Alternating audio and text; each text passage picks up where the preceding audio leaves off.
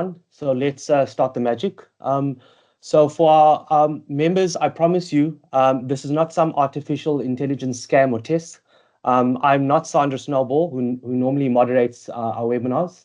I'm Brad, and I'm the FIA's regulatory and compliance specialist.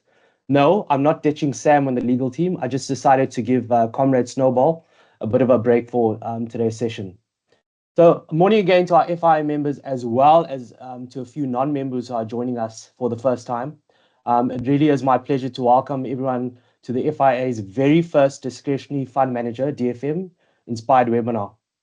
By way of context for some of the non-members who are joining us for the first time, throughout the year, the FIA hosts a myriad of webinars for our members that really aim to either inform our FSP members of important updates in the market from a regulatory perspective, policymaker perspective, as well as just engage and provide updates on issues that have an impact on FIA member business.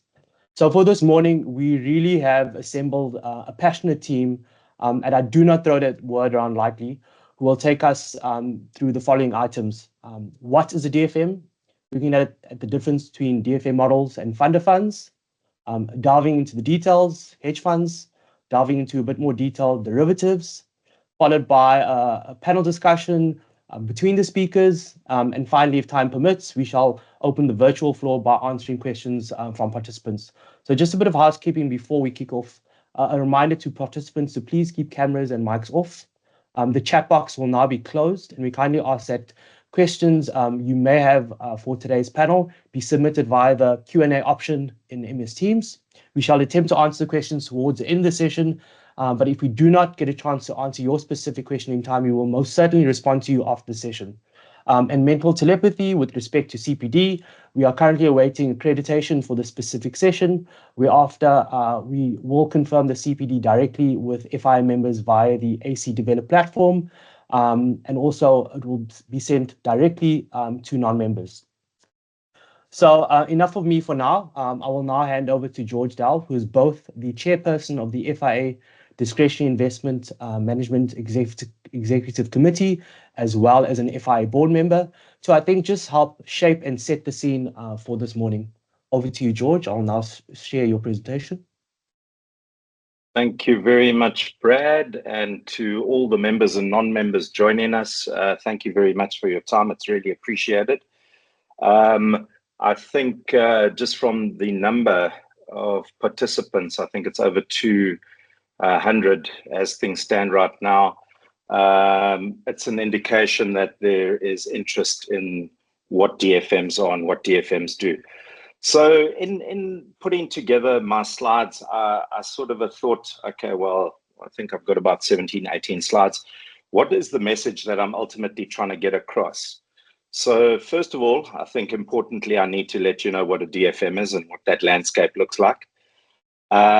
Secondly, I think there's an issue of we all need help, okay? At the beginning of this year, I had an operation on my knee. I tore my meniscus. They had to actually remove it. They couldn't repair it. And I thought, I'll just plod along and I can merely get well by myself. And I discovered I can't. You actually need help. And I think with the regulatory environment that's facing us and the ever-changing landscape of the financial services industry, we all need help. And that is what employing a DFM is all about. It's getting that help to help you better service your clients and present your clients with a better advice value proposition. Thirdly, I'm hoping to bring in the concept of advice versus portfolio management, because they are very, very different. They're different skill sets that are required. And there's a lot of information in Board Notice 90 and under the General Code of Conduct that speaks to the advice framework and the steps and the complexity involved there. And to also get involved in portfolio management makes it very difficult for a financial advisor.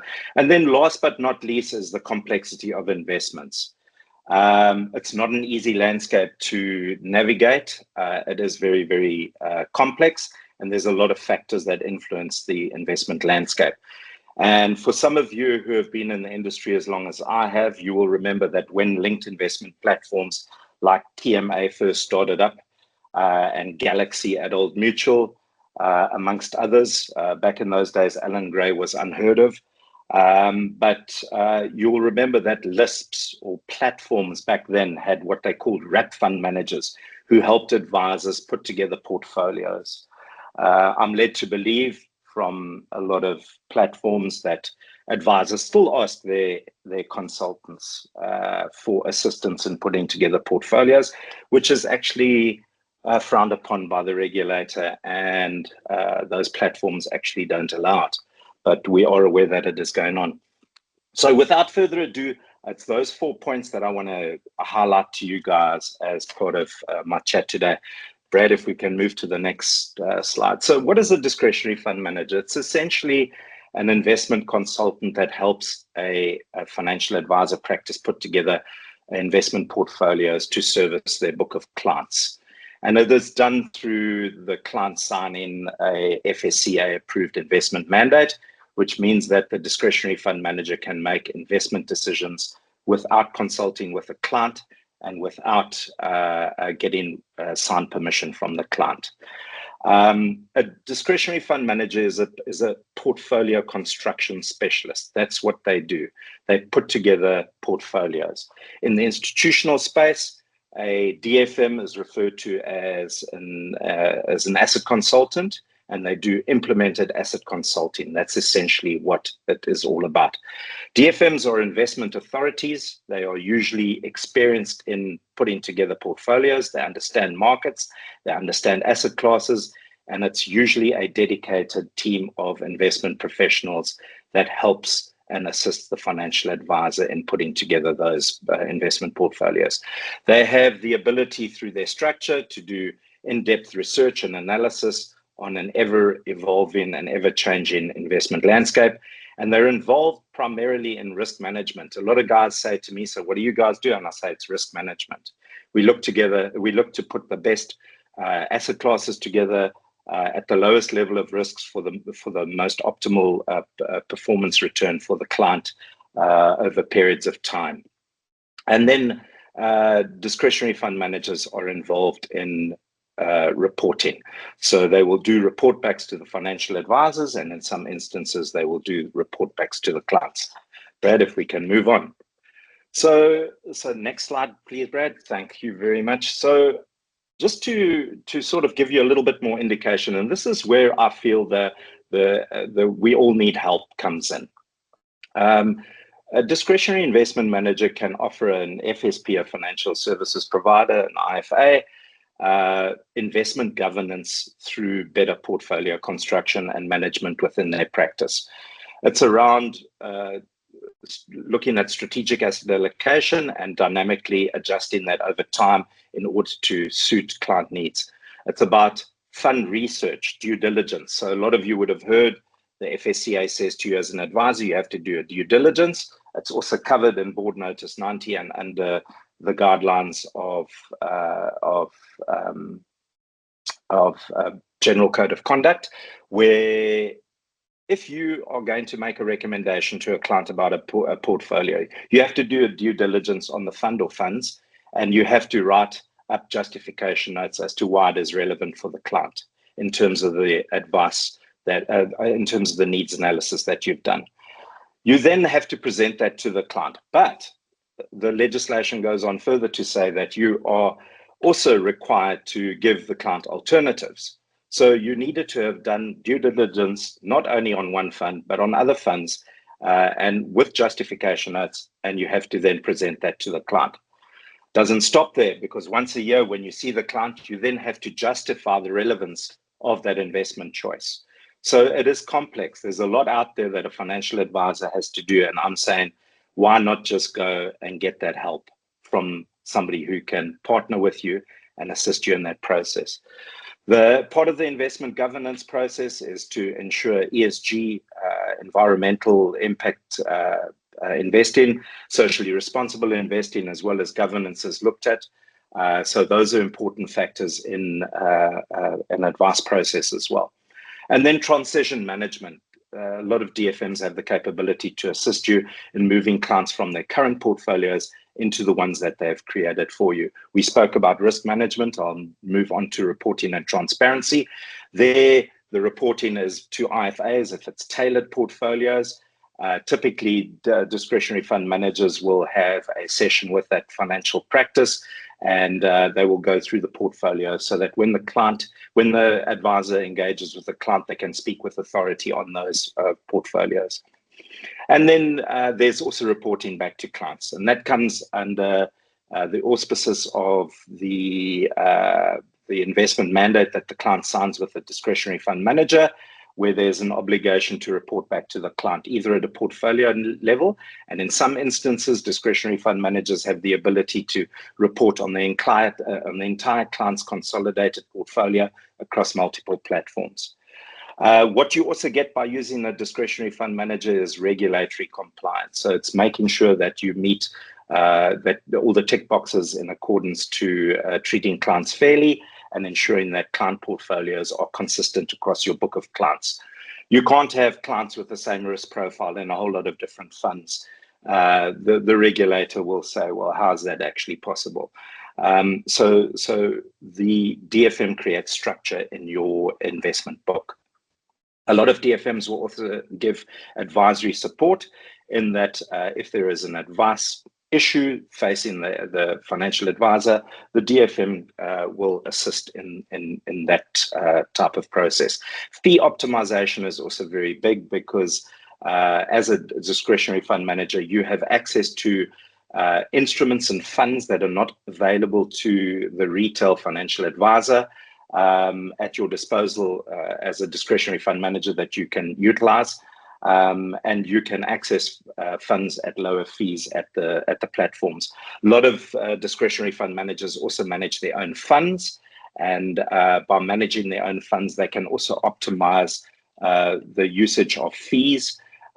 Plus, they can get access to other financial investments and tools that you typically cannot get on the platforms. Then a lot of advisors will also offer fintech and tools as part of their value proposition. It might come in the form of an advisor portal, so you get access to a portal at the DFM's website, and it could give you access to your marketing material, sales support material, and other tools like advice tools to help with risk analysis, et cetera, et cetera. So there are a lot of different opportunities that different DFMs can offer financial advisors. And then client education. It can be through organized presentations, which helps the advisor explain to their client the difference between the advice role and the portfolio management role, but also to help clients understand markets and their investments better, where some DFMs will write articles for you on behalf of your clients in order to explain certain events or investment related matters. Then DFMs can also get involved in retirement drawdown strategies and the creation of portfolios around that. And a number have come out recently with life living annuity innovations, tax efficient strategies that might be rich in dividends for clients that have got tax problems. Others will help incorporate hedge funds in order to help with sequence risk management within the initial years of taking an annuity in a market neutral strategy that can work very efficiently. And then there's customization and personalization for the financial advisor as well. So some DFMs will personalize documentation. So they will create branded documents and branded collateral that you can use when you engage with your client. And Brad, if we can just move on to the next slide. Thanks, George. 5 minutes left. Sure. This also speaks to the, I'm running out of space here. This also speaks to the size of the actual DFM market. So there are over 918 Cat 2 holders in South Africa. There are also, of that 918, there's a handful of them that only have a Cat 2. But they're divided broadly into retail, corporate, in-house, and advisory. Retail typically focused is on the independent financial advisory networks. Corporate is usually an in-house solution for tied agents. In-house is typically a wealth practice where you will have where that business has a national footprint and they have the capabilities to put together an investment team. An advisory is usually where there's a one-man show and the guy has got his Cat 2 license. If we want to just move on to the next slide. The assets under management at the moment, it's very difficult to get accurate stats, but it's about 500 billion. And that's in an investment universe. If one looks at just the CIS investment universe of about 2.5 trillion rand. So it's still just scratching the surface, and that is divided into about 30 to 40 DFMs that offer these types of services. Moving on, I was allowed to do a little bit of an advert. And this is on Martin Optimal. We're an independent owner-managed DFM service provider. We are completely agnostic in terms of platform, asset manager, and we partner with advisors in developing investment strategies to suit their book of clients. We offer investment portals, we offer branded support tools and fintech as well.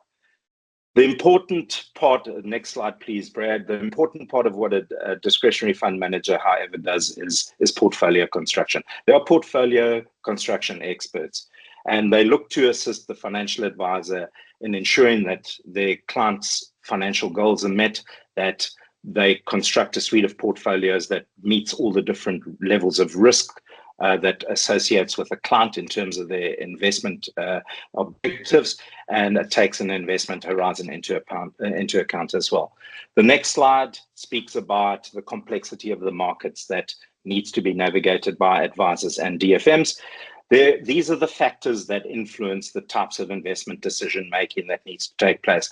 And I don't know too many advisors who have got the time to look at all of these aspects and drill down into them and look at the impact on putting together a portfolio. A simple thing like supply chain disruption can have a huge impact on an investment portfolio on a global basis. Moving over to the next slide then. There are lots of different types of portfolio construction methodology used by DFMs. And if you're going to be doing it as an investment advisor, you need to have some theory behind the way that you put together portfolios as well.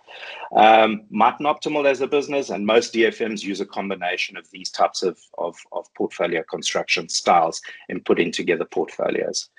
Next slide, please, Brad. This just shows you the complex environment that you have got to work from when you, and I see my time has actually reached it. I've got 2 more slides to go.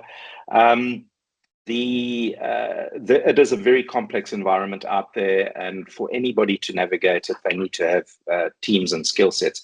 Next slide, please, Brad.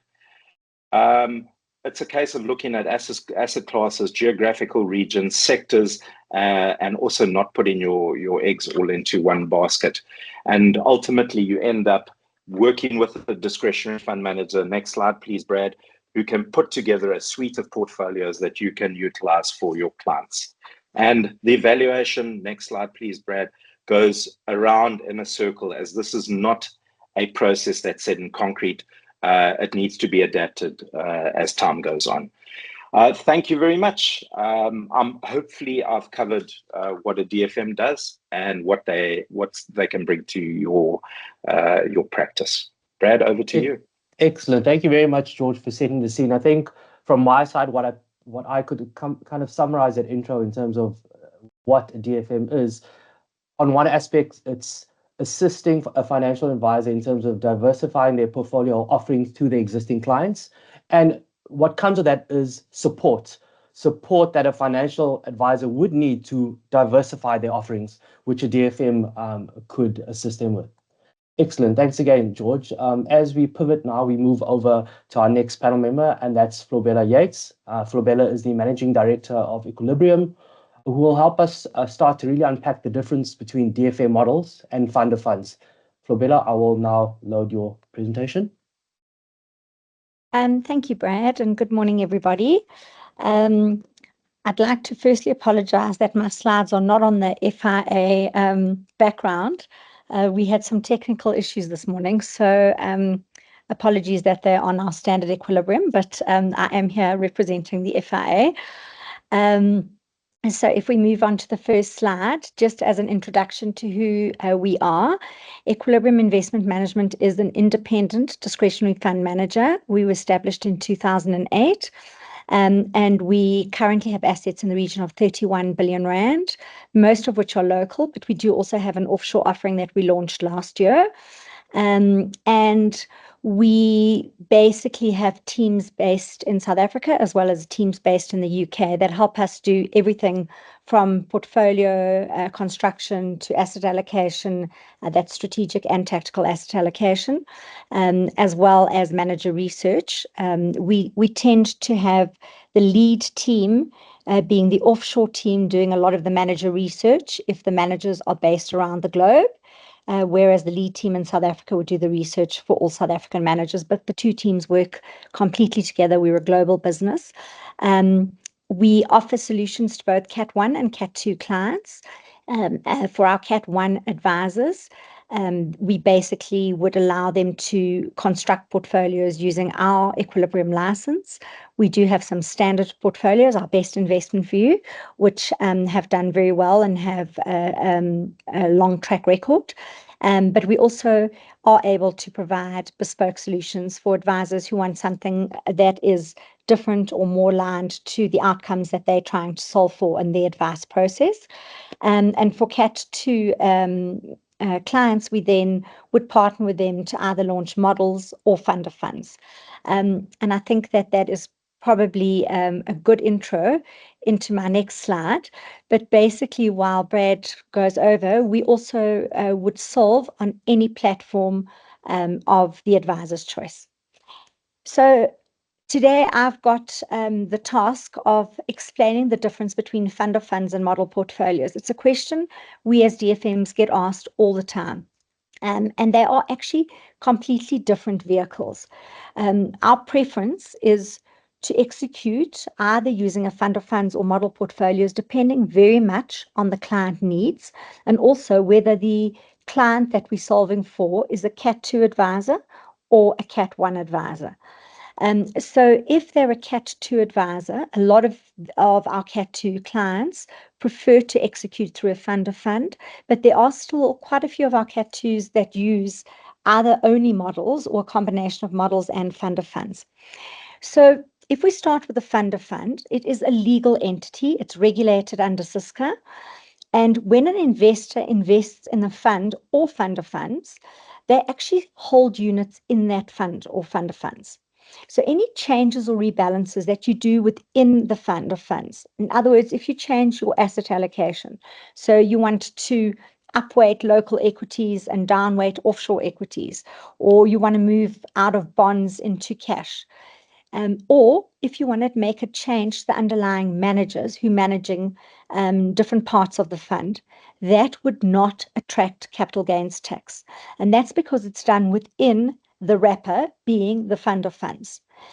And also within the fund of funds, all the total investment charges are calculated at fund level. A model portfolio, on the other hand, is not actually a legal entity. It is what we call an administrative wrapper. So investors buy the model, but they actually hold units in the underlying funds in the model. So as an example, if we were constructing an equity building block and the equity model had an Allan Gray fund, a Coronation fund, an ALIT fund, and a Blue Alpha fund, maybe a Fairtree fund, what would happen is that the investors in the equilibrium model would actually hold units, not in the model, but in each of those funds, according to the weights that those funds represent in the model. So when we make changes within a model portfolio that has multiple asset classes, if we change an asset class, so again, the same example, if we're selling out of offshore equities to upweight our local equity position, it could trigger capital gains tax. And similarly, if we are trying to make changes to the underlying managers in the model portfolio, that too could trigger capital gains tax. So what DFMs tend to do in those instances is they do tend to be cognizant of the fact it could trigger CGT for the end investor. And so for the bespoke solutions, we ideally would engage with the advisor on a quarterly basis and agree how we institute those changes to limit the CGT impact on underlying investors. And often we can manage that over time. But also what you find is that there tends to be fewer changes and they'll be at the margin. And then the other big difference is that the discretionary fund manager fee is actually shown separate from all the underlying investment charges that each of the underlying investors would charge, in asset managers would charge. Beg your pardon. Next slide, please, Brad. So as I've already said, in a fund of funds, all the total investment charges are shown as part of that fund of funds. And the client reports would then show the units held by the investor in the fund of funds. And how they calculate the price of each unit is by dividing the fund's asset value by the number of units that you hold and the market value at the point in time. Sorry, I see that cut off. Often, fund of funds are thought to be more expensive than a normal model portfolio. And the reason for that is that there are some fund of funds that would buy units managed by the same asset manager or the same discretionary fund manager. And so they might earn the fee at the building block as well as at the fund of funds level, or at the underlying fund and at the fund of funds level, but that is not always the case. On the other hand, the model portfolio fee is always shown separately from the underlying total investment charges of the asset managers or underlying fund managers in the solutions. And so when clients get their reports, it shows the units held in each of the underlying funds, as I've already said. And a lot of clients who come to us prefer the model portfolio because it is more transparent and you can actually see what each of the underlying fees are, as well as each of the underlying funds that you hold in there, as opposed to just looking at a fact sheet that might only just show the top 10 holdings in a fund of funds. And next slide, please. Also, when clients are comparing how a fund of fund has done versus a model portfolio, one of the biggest challenges that the discretionary fund manager industry has is that model portfolios are not published and they're not publicly available. So although a lot of DFMs will publish their fact sheets or minimum disclosure documents on their website, it's not easy for advisors to have a direct comparison between the two. We at Equilibrium would follow the spirit of the CISCA Act. So when we publish our fact sheets, we would still follow the same rules that are imposed on us when we run fund of funds. But it is more difficult. There's not a survey that you can access easily to get a range of different comparisons. For example, if you want to see how a listed fund of funds is doing, you just pull up the survey and you can see how they do in a particular peer group.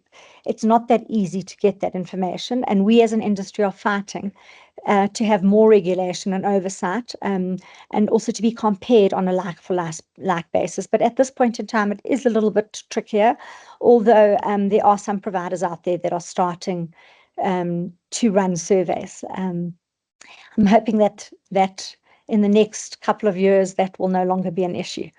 And obviously, the fund of funds is regulated under CISCA, and Board Notice 95 requirements are applicable, and they have to publish monthly fact sheets.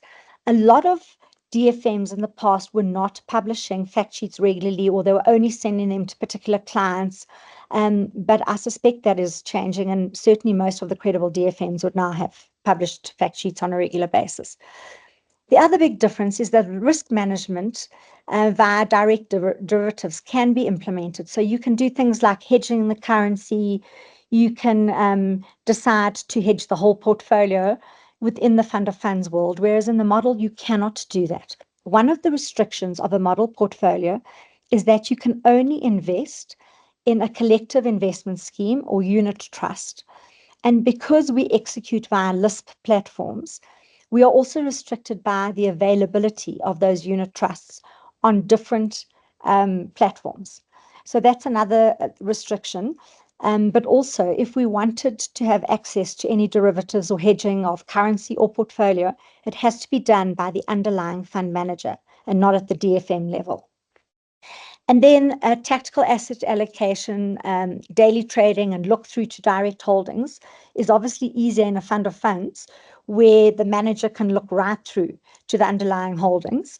Whereas in a model portfolio world, you typically would only do tactical asset allocation on a quarterly basis, unless something major happens structurally in the economy and you need to make a change. So, for example, during COVID, we had a month where most asset classes gave you negative returns. And in fact, for the first time in my investment career, even income funds had capital losses. And we had to make adjustments quite quickly in the portfolios. And then we made a couple more TAA calls than we would normally make. But remember that we are always cognizant of the CGT impact. So it's always a trade-off between the two. And the look through requires us having the technology and being able to download all of the portfolio holdings regularly. But again, that's something that most of the DFMs would have invested in. And then the next slide. 4 more minutes for is Bella. Yeah, that's just a conclusion. It's really to say that there isn't one that is better than another. As an advisor, what you need to work out is what is the best execution. If you've got a Cat 2, you probably would have over time moved into a fund of funds world. Because from an investment perspective, there's a lot more flexibility, a lot more you can do in the fund of funds world. But as I mentioned earlier, not all Cat 2s execute only through fund of funds. And if you are a Cat 1 advisor who's appointed a DFM, I think it's important to just understand how the DFMs construct their portfolios to have insights into what the portfolios look like, what are the total investment charges. Again, another thing that DFMs have been very good at doing, both globally and in South Africa, is negotiating preferential fees with asset managers. Those will be different from one DFM to another because we use different underlying funds. So it's important to have oversight and look into what they offer and how they're aligned to what you are trying to achieve as an advisor. But you can really execute through both. I hope that that's given you an oversight and simplified some of the questions we get regularly. Thank you for your time. Excellent. Thank you very much, Bobella. I think that built on quite nicely from George's intro in terms of the technical expertise that a DFM can bring to the life of a financial advisor that then gets translated or communicated further on with the clients. Because I think sometimes we can operate in silos and we think to ourselves, well, I'm compliant in this regard. I've got my RE1 and or 5 and or XYZ. Therefore, I can educate and explain XYZ. And sometimes I think we just got to take a step back and say, I do need the support. I do need help with the ultimate view of giving the best service to your client. So thank you very much. Great. I think now we start delving into a bit more delicious detail. As Dean Jansen van Rensburg, the CEO of Platform and Solutions at the Efficient Group, as well as the Vice Chair of our FIA DIMS Exco, provides us with an overview of hedge funds. Over to you, Dean. Thank you, Brad. Just confirm if you can see my slides. Brilliant. Thank you. Good. Okay, so my topic for today is hedge funds. So I'll just provide a brief introduction on hedge funds. I only have 10 minutes. So hedge funds is not something new. It started in 1949, the first hedge fund.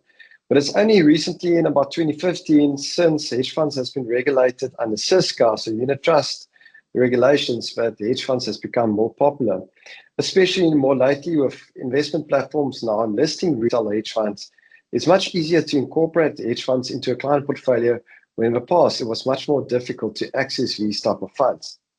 So just to compare unit trust to hedge funds, one can use a Swiss pocket knife to illustrate the difference. So unit trust is driven by the market. A manager can only go long a stock or exclude a stock in their portfolio if they don't like that specific company. So they've got very limited tools to generate returns for clients, whereas hedge funds, they've got additional tools in their pocket knife. They can use leverage, they can use derivatives, they can short the stock. So they've got more strategies available to deliver returns. And then at DFM level, we even have more tools available. So the Swiss pocket knife, it just improves. We can access different types of hedge fund strategies like long, short, market neutral, and the likes to combine a well-diversified portfolio for a client. Just to explain the difference between the hedge funds. Previously, only there were a qualified version available, and it was only accessible to clients with more than $1 million to invest. It was not liquid, so you have to provide notice of at least 90 days, in some cases even more.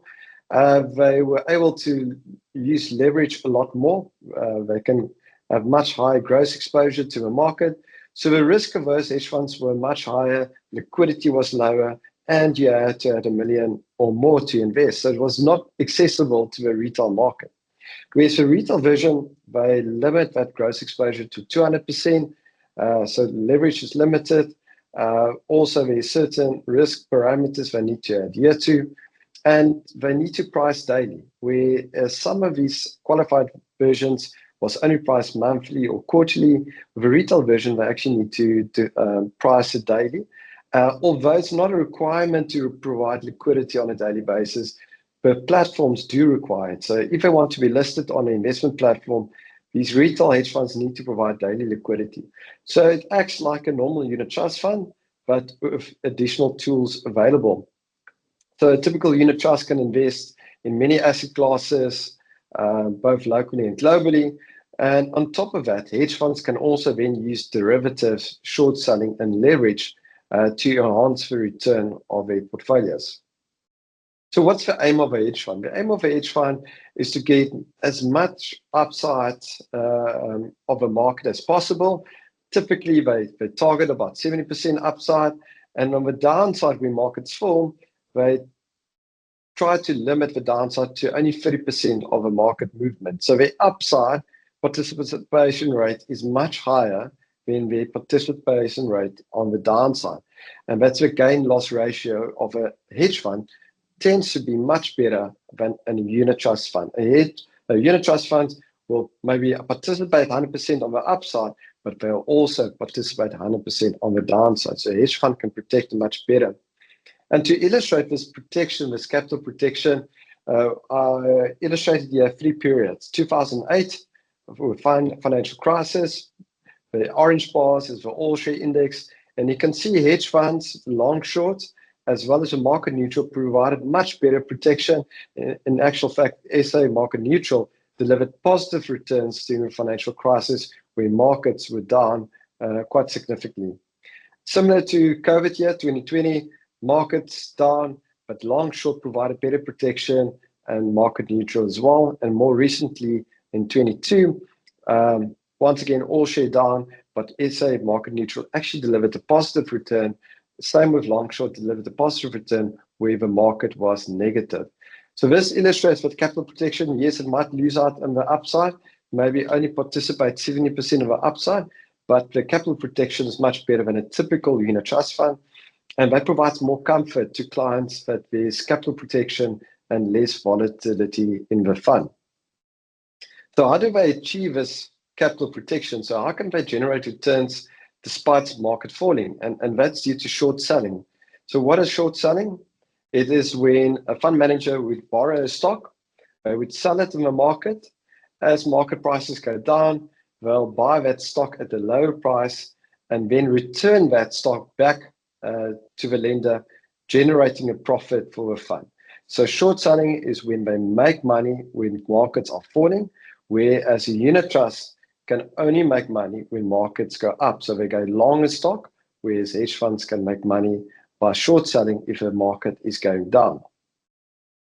So they can make returns irrespective of a market direction. This is very technical, but what I just want to illustrate is that short selling is a very useful tool, but it can also be quite risky.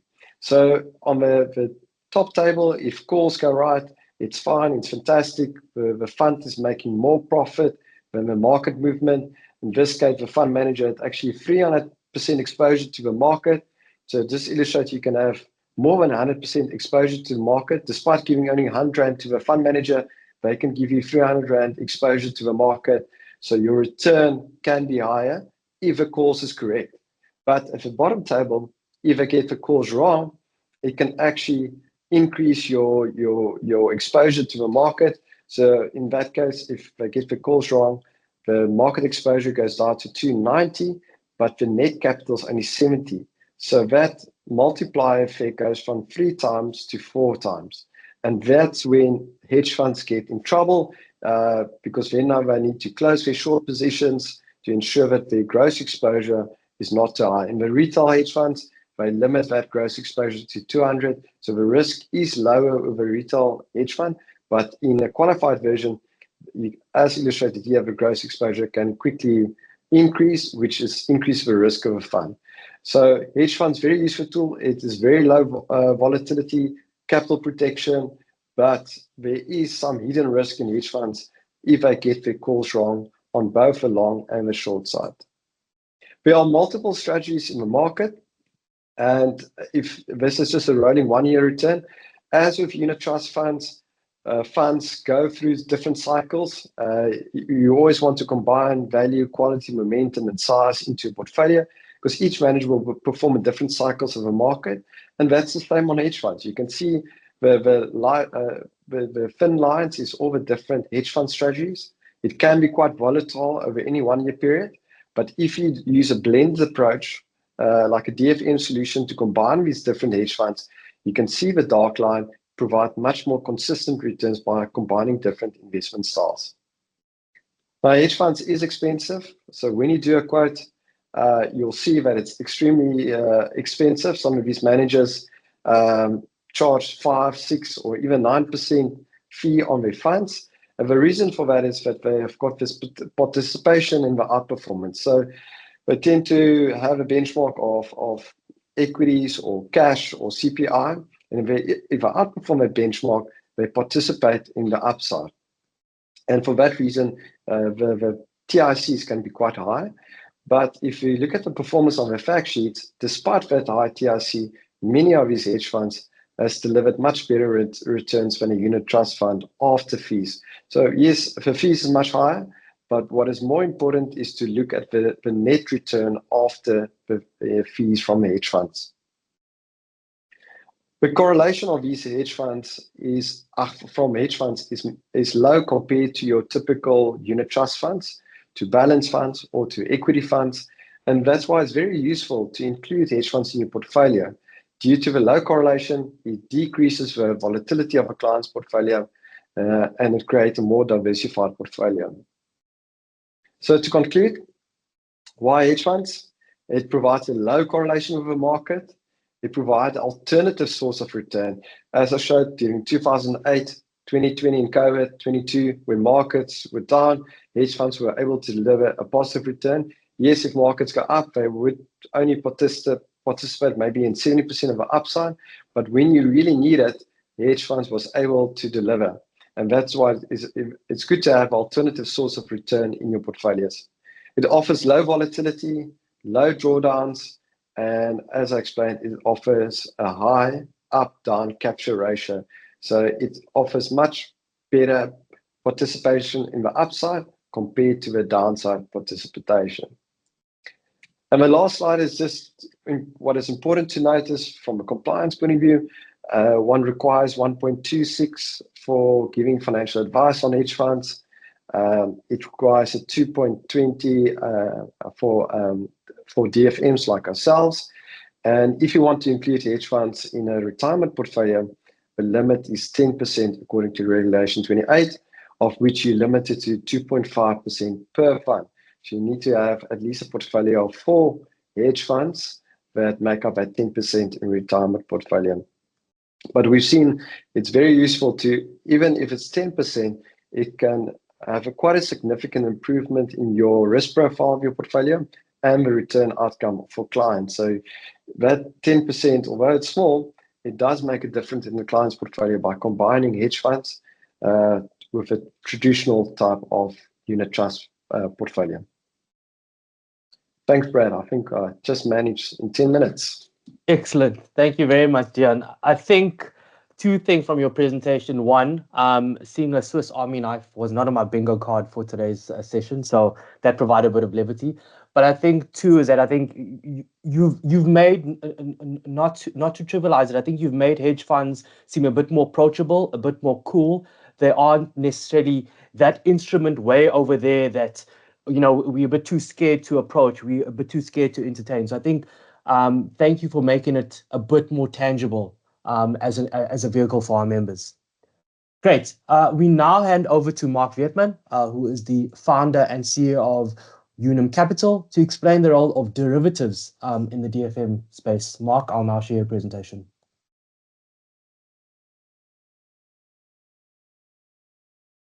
Well, while I wait for the presentation to come up, thanks, Brad. It's always nice to go last because you can build on the other speakers. As I suspected, there would be some overlap between Dion and myself's presentation, so I'm happy to build from what he's explained on the hedge funds. Yeah, thank you. So I see my slides up. I get the pleasure of warning you that remember, this is not advice. So please note that for all the speakers, any examples we used or any case studies, they're not advice, they're just general in nature. So I get the pleasure of warning you about that. So just remember that. So let's jump in. I'm Mark Vietman. I've been introduced. I'm the CEO and key individual of Unum Capital. I also sit on the DIMS subcommittee, and I also sit on the non-bank over-the-counter derivative provider forum, and hopefully soon to be on the CASP, the Crypto Asset Service Provider forum. So that's a little bit about me. Let's move on. So a little bit about what we do. Our mission is to evolve a profitable, financial, knowledgeable trading and investing community. And what's important for this, for me, is that especially on the derivative side, we have this thing called the Code of Conduct 2, and its aim is to make sure that financial products are appropriate for the retail client base. And that appropriateness is in terms of needs and objectives, financial knowledge and experience, and financial capacity. So when we talk about evolving a profitable, financial, knowledgeable community, we're talking about living up to that sort of Code of Conduct 2 standard when you're dealing with your clients, making sure you're dealing with a knowledgeable, competent, and someone who has the financial capacity to buy these products. Okay, Brad? So our aim as Unum Capital is to look kind of under a lot of rocks and look for alpha. So we tend to look in the non-traditional space. So similar to Dion, we look in the hedge funds, alternatives, private equity, crypto assets, and I'll deal with a few of those just now. So we tend to look at the more non-traditional. We clearly do include traditional assets in our asset allocation, but we tend to be fairly non-traditional. Some call us the skirting the lunatic fringe kind of stuff. But we are seeing a lot of this alternatives being brought into traditional portfolios. We tend to be active. We do use smart beta. Where we can't find an active play, we're not afraid to use beta. So we don't get involved in this active versus passive debate. We think it's a pointless exercise. Both should coexist in an environment, and use active where it's useful, use passive when it's useful. But it's always, our investments are always skill-based. So whether that's people picking asset classes, tactical asset allocation, stock picking, or whether that's using technology, AI, etc., always look for a skill so that you can beat a market. And hopefully it's always alpha-centric. So, I mean, there's a heap of beta out there you can buy, buy a passive, but it's about adding some alpha. And I think Dion touched on that in his presentation. So typically, hopefully in my slides, I'm going to look at some non-traditional, active, skill-based, and that yield you some alpha. Okay. So it's always good to throw a big name in there, and why not throw in the biggest asset manager in the world? So alternatives should not act as a replacement. They should be used to complement a portfolio. And I think this is what we find in the alternative space. As people get closer and closer to retirement, and they're building portfolios, they tend to kind of wake up to the fact that they haven't saved enough. And they suddenly start adding a heap of risk and a heap of alternatives into their portfolio at probably the wrong times. So, and we are seeing that more and more as people get desperate in the market, that they tend to risk up towards retirement and post-retirement instead of de-risking a portfolio. So 100% BlackRock, use alternatives to complement a portfolio. Do not use it to replace your entire portfolio. Okay. Okay, I think Dion's covered this already, but typically when we look at alternatives, we look at them in terms of investment in asset classes, so alternative asset classes, And that's typical. Typically in the US, you would have always looked at that 60-40 portfolio, which is 60% equities, 40% bonds, and that's kind of what they use as a model portfolio. And things have moved on since then. So nowadays, you could put listed property, you can put hedge funds, you can private equity, so that's private assets. You can look at putting cryptos. So these are different asset class buckets that you can now add into a portfolio. And the other way of doing it is to look at different investment strategies. So using the same asset classes. So for example, in the previous slides, looking at equity but going long short. That's using an equity asset class but doing a different strategy by putting a long and short into a portfolio. So that's two ways of building alternatives in a portfolio. Yep. I'm not going to dwell on this. I think we've covered it earlier. Literally, you can read it, the difference between traditional and alternatives. Alternatives tend to be fairly unique, specialized. They're both in public and private markets, and we'll talk about private assets just now. They tend to be absolute benchmarks rather than just relative benchmarks. They suffer from low liquidity, low transparency. They could have high concentration risk because they have very few instruments in their portfolios.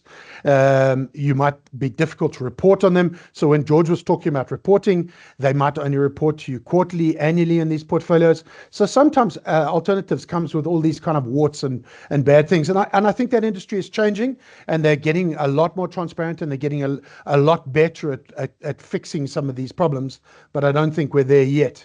Okay, carry on. 5 minutes, Mark. 5 minutes. Then I'm going to hit it and hit it hard. So these are the sort of stuff that we look at when we think about alternatives. You could add in forex, commodities, private assets, real assets. Real assets could be whiskey barrels, livestock, coins, stamps, arts, hedge funds we've talked about just now. Crypto assets has become exceptionally vogue in the last 4 or 5 years. You get esoterics. There are people that have, for example, weather derivatives. You have high yield private credit. Private credit and private debt have become very prominent in US portfolios. So this is the sort of asset classes and strategies that we kind of look at from a very high level point of view. Okay. So what are we trying to do when we do add alternatives to a portfolio? Well, clearly we're looking for growth, or we're looking for alternative sources of alpha. You might be looking for income, so you might be looking for inflation plus. You're typically looking for that smoothing effect, that risk management effect. These things do add smoothing into your portfolio. You might be wanting to add in ESG, impact investing. I mean, impact investing is huge, very important for our economy at the moment. And you might want to have offshore exposure. I mean, literally, there's 40, 50,000 tradable, in fact, more tradable instruments worldwide. Why would you not add them into your portfolios? Okay. Where does it fit into a portfolio? Well, if you're in the US and you're in a family office, or in Europe, you're putting 30% into private equity or alternatives. If you're in a public or private sector pension fund overseas, you're probably at 5 to 6%. We are very low in this country. We're lucky if we've got portfolios with 2 to 3%. Our regulation allows us 10%, as the previous speaker said, in hedge funds, and 15% in private equity, but nobody is using that 25% capacity that they have in pre-retirement. Okay. So how do we look at the world? I mean, you've seen a risk spectrum. When we look at portfolios, we see alternatives of 0 to 10% in every bucket across the risk spectrum. Well, alternatives as in hedge funds there, and private equity can be as high as 15% in any risk bucket.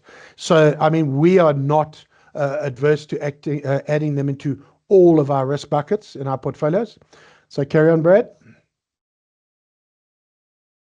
So what do alternatives do for your portfolios? Well, they definitely add outperformance, both on a relative basis, an absolute basis, or a risk adjusted. They give you lower correlation, and I've got one slide just now. We'll show that. Gives you alternative sources of alpha, gives you downside protection, access to unique strategies that you wouldn't get elsewhere.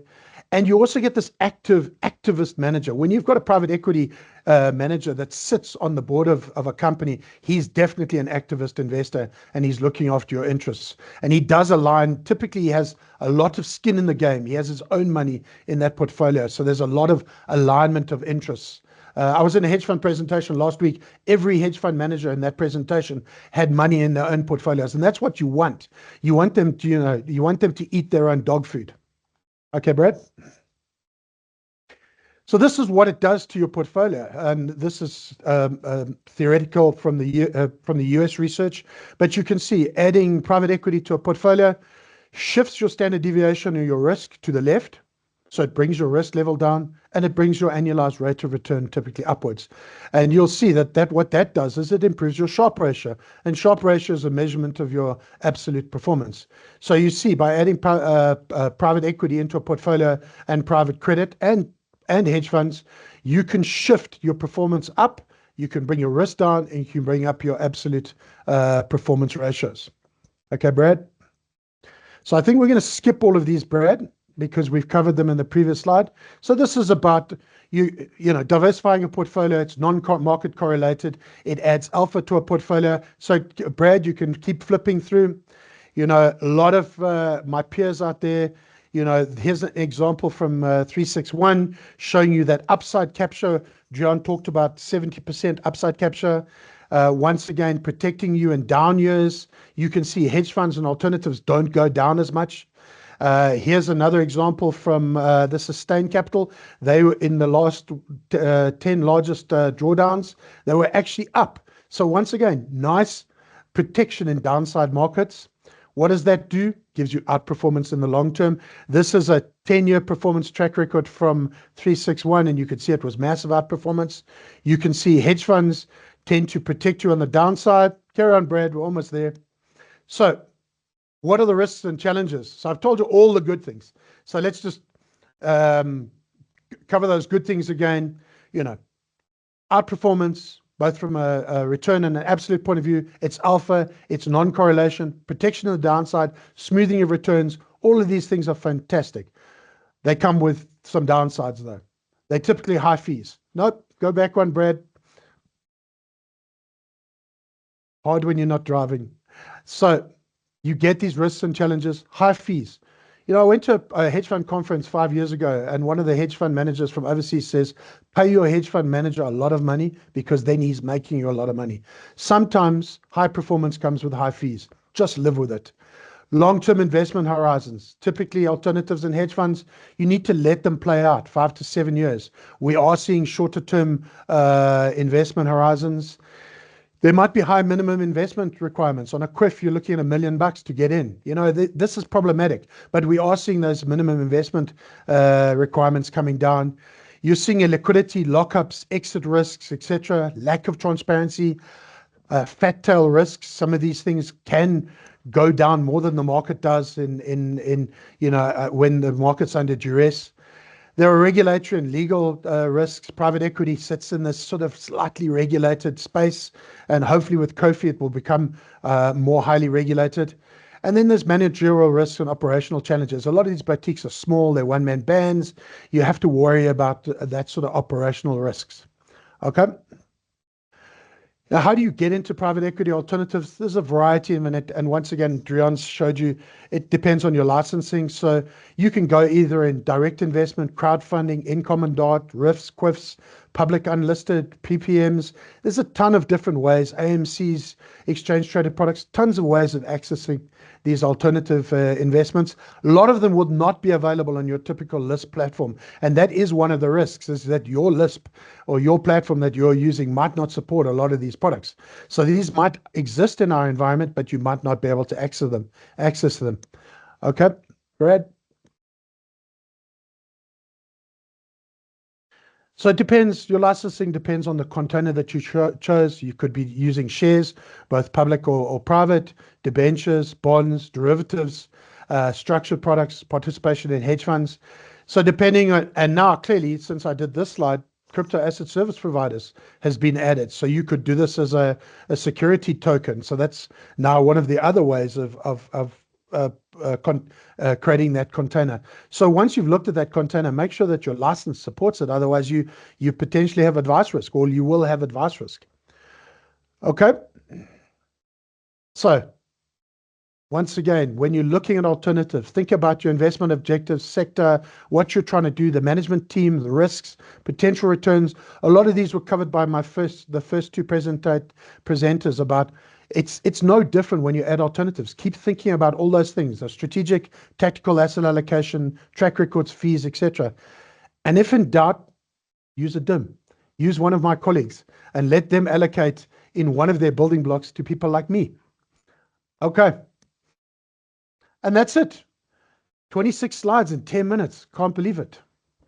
Mark, you are a machine. Thank you for that very concise overview of the, I guess, derivative landscape in terms of, thinking the future, thinking about, again, how you're going to offer and service your clients to the best of your ability, to the best of your ability. Two things that I took out of this, which may be simple, but I think came out very clear, that alternatives can be complementary and are not to be seen as replacing existing instruments or products or services.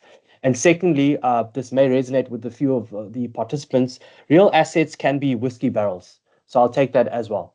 So with that said, I definitely think there's been a few light bulb moments throughout the morning with respect to better understanding the relationship between a DFM and a financial advisor and how they can coexist. So now this is just a request for all panel members to turn on their cameras and their microphones as we head into the panel discussion session. And I think just to start off with, I made a comment in jest as we kicked off the session. It's so relevant. The digital conversation is happening around us, whether we like it or not. And so my first question to the panel is, what role, if any, do you see artificial intelligence playing in the DFM world? I'll just open up to the panel to chime in. Should I answer? Go for it, Fluff. I think that alternative intelligence is everywhere, and we've been using it for a while. I don't think that it replaces the work that portfolio managers do, but I do think it can give you better insights.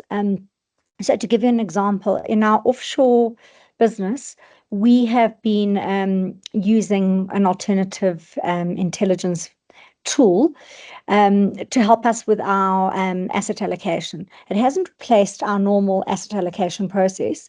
We still have a formal asset allocation meeting once a quarter with input from local and offshore teams, the strategist and economist, and different asset class specialists. But what it has done is it's helped to test whether some of our tactical asset allocation calls are either too large or too small, and also that they're in the right direction. And I mean, it's been great to see that it's actually confirmed that the decisions we're making are working. We haven't been running it long enough to rely on it completely. I think you need to have been running it for a longer period of time, so you've got enough sources of data to be able to trust it fully. But it is an additional input into our process. And I think other areas where it's summarizing notes and things, it just gives us so much more scope, and it shortens the time horizon that we have to go pile through things. So I do think there's a place for it, but I personally don't think it replaces the intuitive and day-to-day management that portfolio managers bring. Can I jump in, Brad? Just to... Oh, sorry, George, I spoke over you. No. Mark, carry on, please. I'm completely at the other end of the spectrum. So we've replaced a lot of our portfolio managers. So we in fact have three AMCs, well, mainly two that only use AI, and we've replaced the entire strategic, tactical, and stock selection with computers, with AI. They don't sleep. They're not emotional. But look, we do have a portfolio manager then oversees it. So we're the opposite. We start with AI and then we overlay a human on top of it. And we run two AIs that do literally our strategic asset allocation, our tactical, our regional, our even our thematic is done by AI and checked by a human. And let me give you one simple example. We run a pairs, and this plays into what Dion was talking about on the hedge funds, long short. We run a pairs portfolio where we run 500 S&P stocks against 500 S&P stocks. Now, technically, we would have had a technical analyst do that. It would have taken him a lifetime to look at that. And that runs in literally a minute or two. And that's what, 24,900 odd permutations, runs in seconds, spits out some ideas, and that's all AI, and then a human eyeballs it.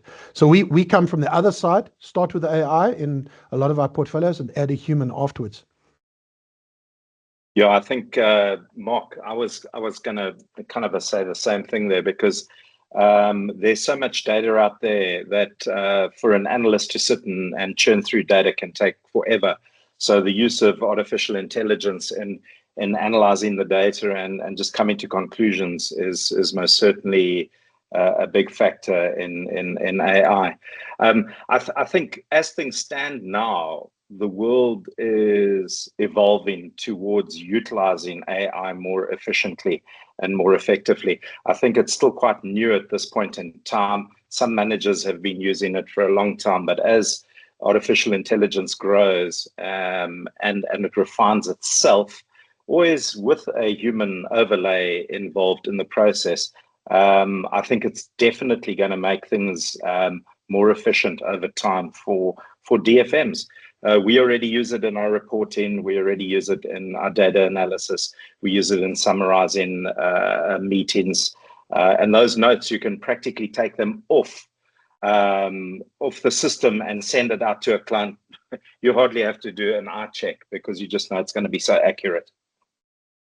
Alain, I think just to summarize, I think it's about embracing AI and also realizing that nothing, with all due respect, can replace that human touch, element, passion, wealth of knowledge. Deon, I mean, keeping on this technology theme, how do you think, or how important is technology in the DFM space? I'm talking with specific reference to systems used for linking the advice process to investment implementation. What are your thoughts on that? It's extremely important because for model portfolios, like Klaas said, is that you manage each client's portfolio individually. So it's a lot more admin, much more burden on operational steam.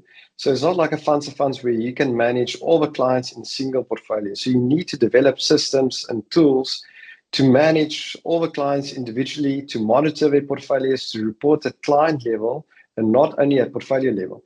So it's extremely important. Then also to link up advice to the portfolios. So we've developed tools that can link up to your client's needs and link it to the correct or appropriate portfolio for the client, because that's very important to match up the two.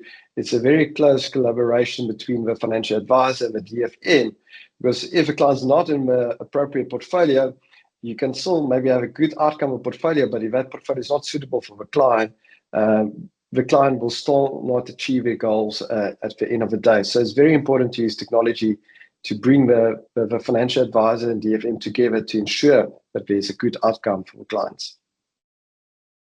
It's a bit weird because I think it kind of ties into the first question that at the same time, we as a collective are only human. We can only do so much. Therefore, it's about embracing that technology to support us and not replace us, so to speak. And so I must apologize in advance, panel members. I cannot suppress my legal animal any longer. And so from a regulatory perspective, both with respect to existing legislation as well as legislation on the horizon that one or two of you has referred to, do you believe, and this is a safe environment or safe space, do you believe that the landscape is geared towards growing the DFM market? Yes, if I can jump in there, I most certainly do think that it is going to lead to financial advisors wanting to partner with an investment partner. Without a doubt, we have seen the financial services sector become more and more complicated, with lots more caveats that a financial advisor has to deal with. Almost to the point where if you don't start having some form of guided architecture in the terms of the way that you deal with your client and the way that you put together your investments, and then the way that you report back to your client and the way that you communicate with your client, you're going to find yourself in trouble. Already we've seen equity firms coming into South Africa buying up financial advice practices just to consolidate the assets. If you don't want to be a victim of that, then you need to start embracing the legislative environment, which I really think it's going to push advisors to making use of DFMs. It's happened overseas. In Europe, almost every asset manager has got what they call now a model portfolio services division within their business. And these are guys like BlackRock, Saracen, whoever, you name, Dodge & Cox, you name asset managers, they offer model portfolio services, which is the expression that they use overseas for DFMs. So in my humble opinion, I really think that the environment is going to push advisors to making use of the services of DFMs.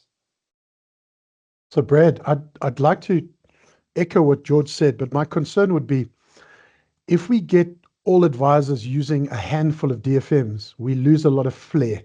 And this is the one thing that I'm worried about in the industry is with consolidation and a couple of big brands or big houses and all IFAs then using them, you kind of lose a little bit of that boutiqueness, that kind of innovative flair that I think South Africans have, whether we're inventing creepy crawlies or financial products, we're able to build things. So, and that would be my one concern, that regulatory pressure just makes us this gray sludge, which would bother me.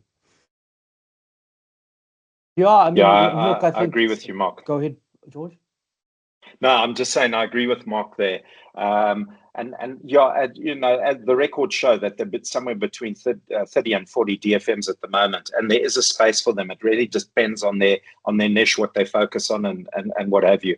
I mean, Mark, your value proposition from the alternative space is very attractive, and also just the subject that Dion spoke about, hedge funds. Hedge funds can assist financial advisors hugely in their advice process in terms of doing away with sequence risk on living annuities and income drawing clients. It is expensive, but the thing is you get the yields and you get the technology that rewards your client and rewards you and makes you look good as the financial advisor. So yeah, definitely, without a doubt. And you maybe need that uniqueness.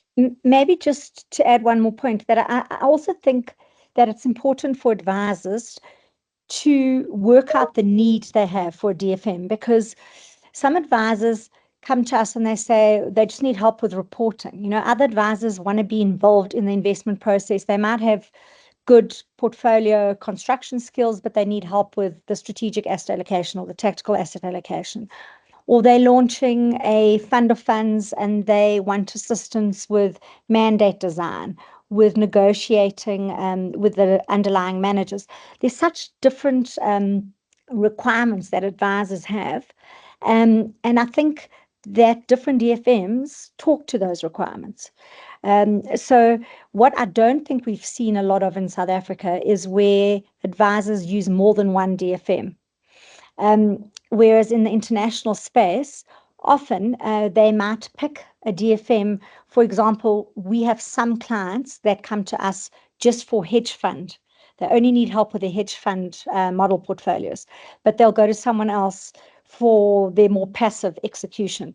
And I think that perhaps in time we'll start seeing a little bit more of that in South Africa, with different DFMs differentiating their services. But I think it's important to work out what it is that you want, and then to make sure the DFM you select is able to do that, because they might not be able to provide the solution you're looking for. Thank you, Well, if I may, guys, sorry, man, just to build onto that.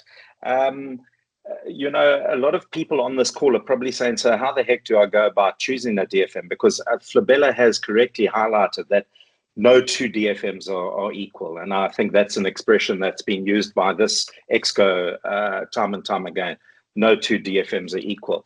And you actually need to do a due diligence. So if a financial advisor comes to us and says, listen, yeah, we'd like to use you guys or tell us about you, we always say to them, listen, don't only just speak to us, speak to other DFMs as well, because you need to make sure that you're making the right decision, because in a way, this is like a bit of a marriage. And it can be difficult for you to exit the marriage, as those of you who might be divorced will be able to attest to. It's not an easy exit and moving away from a DFM. So, and I also agree with what Fluff says there, that and we do as well. We actually have clients who use us for our income purposes, and they will use somebody else for offshore and somebody else for their local stuff on the discretionary side. So it is starting to happen there. I have seen it. But there are due diligence questions out there that financial advisors can use, and we can actually make it available and post it onto our website, which will help financial advisors ask questions of the DFMs that they can potentially work with.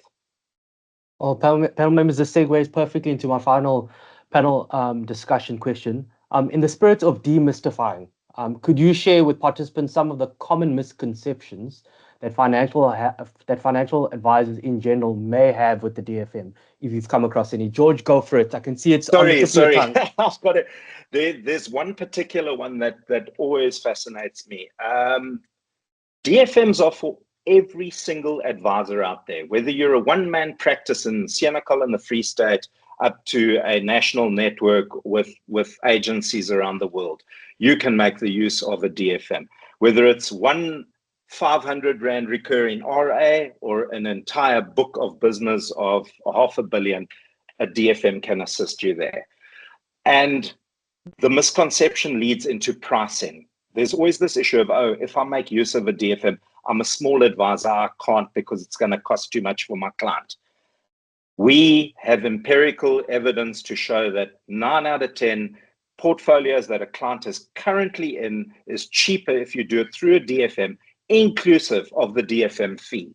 So DFMs assist you in reducing costs for your clients, not increasing it. So that is the one misconception that I always harp on about. Advisors must be very well aware that it is cheaper to use a DFM to implement investment solutions 9 out of 10 times than it is to try and do it yourself.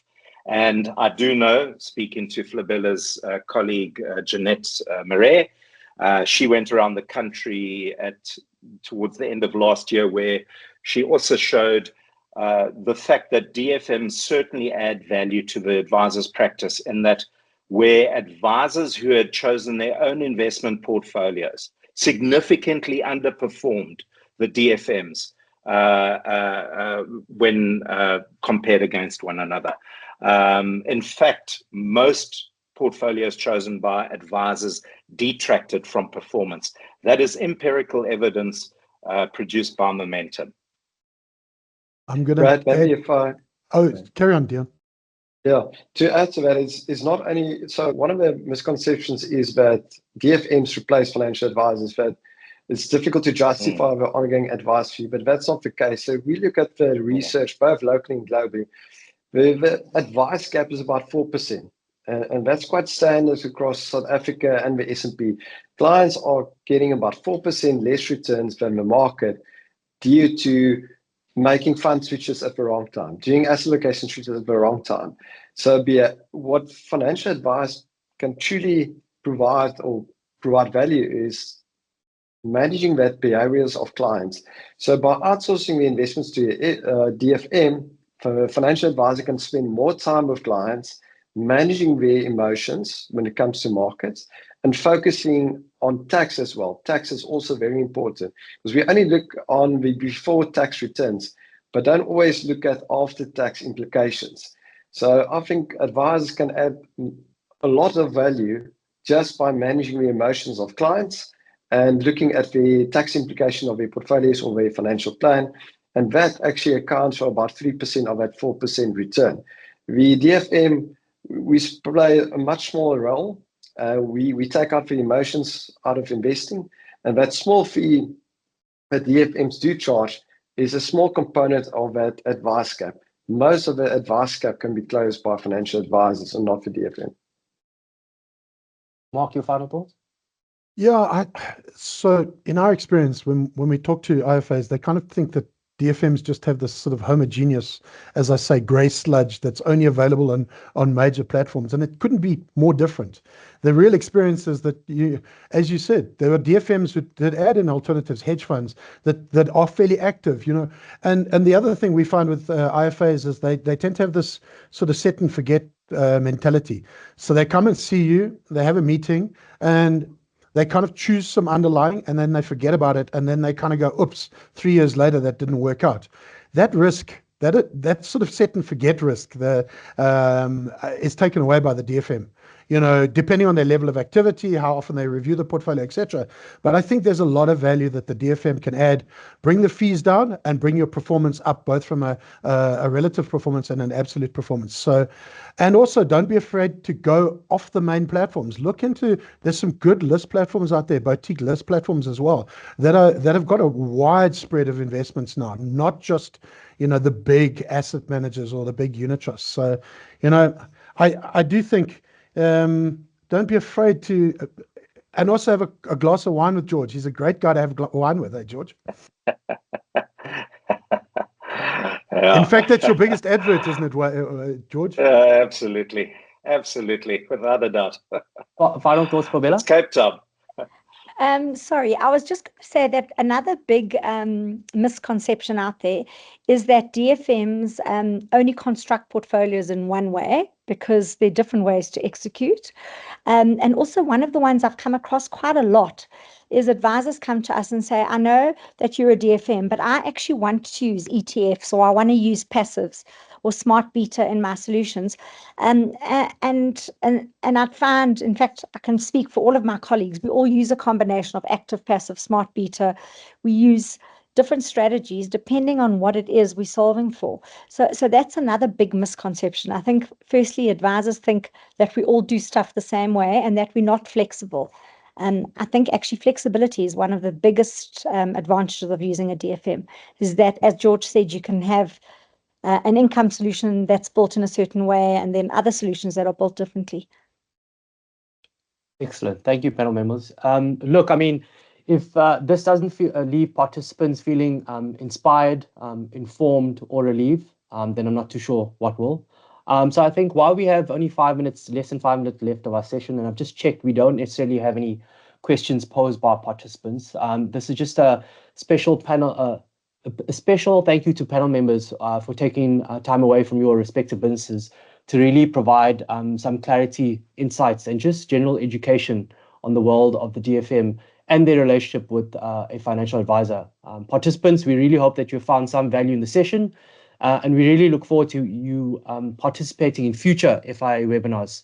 And from the FIA team, thanks to Tulani, for our marketing and communication specialist, for working his magic in the background. And again, panel members, I do apologize.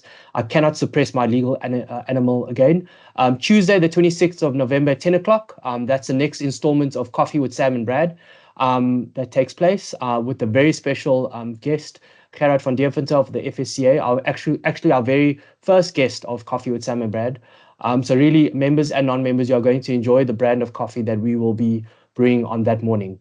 Again, thank you very much, everyone. Have a super Tuesday. Cheers, everyone. Thanks, panel members. Bye. Bye. Thank you. Thanks, Brad. Cheers.